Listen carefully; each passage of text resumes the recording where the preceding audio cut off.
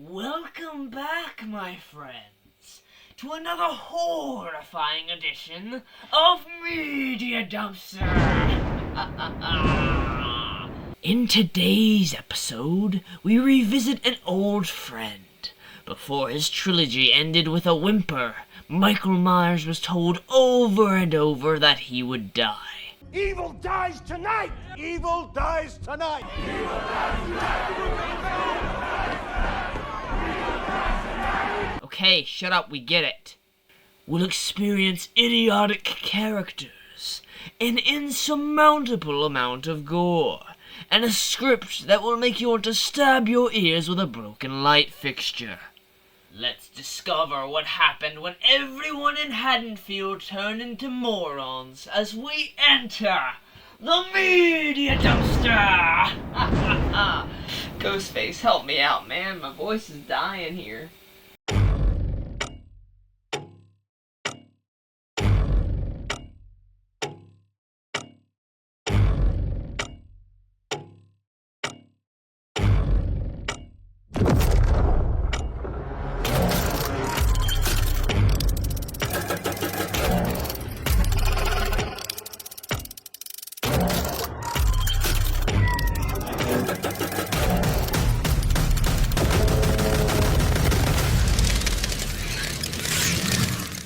The movie begins with, without a doubt, one of the coolest openings we've ever had in a Halloween film, as we flash back to the very Halloween night that Laurie and Michael first squared off in 1978.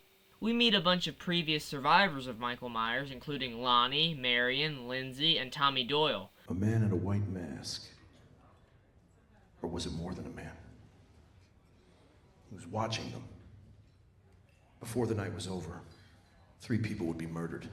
Tommy has a way of bringing the party down. And they were brutally attacked by this stalker who had a power beyond any mortal man. Okay, alright, hang on just a second. We're 20 minutes in and we're already going to the fact that Michael has some kind of supernatural power. It's a bit of a fucking leap. This is for you, Laurie. Wherever you are. Yeah, Laurie's not doing so hot right now, along with daughter Karen and granddaughter Allison, as we watch as firefighters head to the house where Michael was left at the end of the previous film. Michael reveals himself to the firefighters inside, in fucking brutal fashion, if I might add, and he wastes no time saying hello to the crew outside. So picture this. You have a dozen firefighters outside, armed to the teeth with axes, saws, this dude tries to use a hose. Anyway, you have a team. You see Michael Myers. And the first instinct you have is, let's fight him one by one, we gotta get in that way. After Michael's fiery exit from the house, he stops by Laurie's neighbor's house and proves just how cruel he's going to be in this one.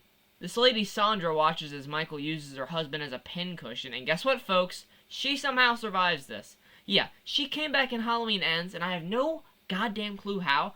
Anyway, holy shit, that's the scariest thing I've seen in this so far. The patrons at the bar find out that Michael's on the loose again, and this starts one of the most annoying things in the entire film. Love lives today. But evil dies tonight. Did you enjoy that line of dialogue? Did you? That's good. Well, you're gonna love this movie because they say that about another 30 plus times. They mistake this other escaped mental patient for Michael because look at him, he's the spitting image of that 6'7" killing machine. And Tommy vows to take him out with his baseball bat. Mask off, look him in the eye. Swing on Huckleberry here. Say night-night. Night-night. You know, sometimes I wish Michael would have visited the writer's room to scare them into making better dialogue. We meet Big John and Little John, who now live in Michael's old house, and I just love this dude's intro. Take you and shake you until you shout. Stop, look, and listen. It's Halloween. They're pranked by a group of kids, and Big John decides to give them a history lesson on the house. He stabbed his sister in the tits. Yuck. Right upstairs. Alright, some of the dialogue in here is pretty funny.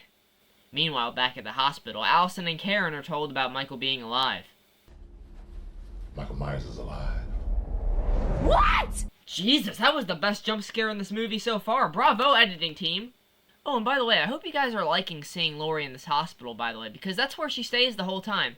I know you might be saying, oh, AJ, but she was in the hospital for the entirety of Halloween 2.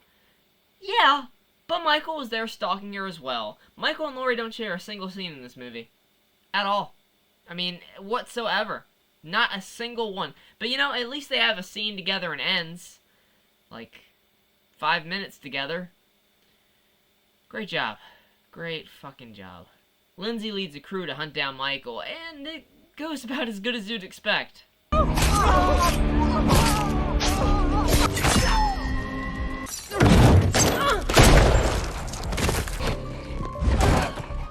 Allison and the others find Lindsay and take her to the hospital, and then she's just gone from the entire movie. But you know what? At least she has some scenes and ends. Oh, come on! Tommy sees the chaos going down in the hospital and does his best to try and calm him down. Michael Myers will be executed tonight, and it will not go without witness. We need all of you. Evil dies tonight. Oh, for fuck's sake. This guy has no idea how to read the room at all, does he? Well, at least he's leaving Laurie alone to— oh my god, dude, fuck off, she's in recovery. Big John and Little John receive a visit from Michael and decide to go up against him. I got this knife. I got this knife. This duo might be the funniest part of the movie. The patient from earlier finally arrives at the hospital, and everyone just immediately assumes it's Michael. Okay, once again, this dude isn't 6'7". He doesn't even resemble the stature of Michael Myers whatsoever, and for another thing, this dude is literally saying, "Help me." How stupid can you guys be? Really? And I know, horror movies are nothing without idiotic characters and dumb decisions. That's how things happen. That's how they move the story forward. But you can still make an awesome horror film with a competent lead character, or a cast of lead characters. Chris in Get Out, Grace in Ready or Not, Aaron in You're Next, Sidney Prescott from the Scream franchise, even Laurie Strode. They all make decisions that make sense. They might have a few hiccups here and there, but they're still resourceful. These people have the resourcefulness of a fucking green bean. Michael gives Big John an eye exam, and Little John just says this. You've come home. Yeah, that's exactly what I would do. I mean, forget running away, forget living, I mean, my god. Karen catches up to the patient and tries to get him away from the insane mob, but it ultimately fails as he jumps out the window to avoid getting mauled. Town is shocked at this revelation. It's not him. Not him, Tommy. He's always worn a mask, Cleo. How do we know it's not him? He's not 6'7", you dumbasses! Like, you've all seen him before! How could that guy have ever been Michael? Solani figures out that Michael's various murder stops have led him to his childhood home, so they figure that's what he's wanted the whole time. Hang on, so his plan wasn't to kill Laurie, it was to go home. Okay, I guess that makes sense. But then in Halloween Ends, it's all about killing Laurie again. Man, I swear, when they made the script for the 2018 film and then they pitched the 2 more films, they had no clue what to do. At all. Lonnie gets stuffed in the attic and Michael tries reenacting The Exorcist with Cameron's head, leaving Karen to come to the rescue. She doesn't stab him in the head though. Yeah, I know. She's leading him away from Allison and taking him to where Tommy's trap is, but this dude killed your husband, nearly killed your mother, and your daughter. I'd kill him here and now. So yeah, the town surround Michael and beat him to the ground in a pretty awesome scene, but it's Karen that delivers the final blow to kill Michael. You missed. Stab him in the fucking head!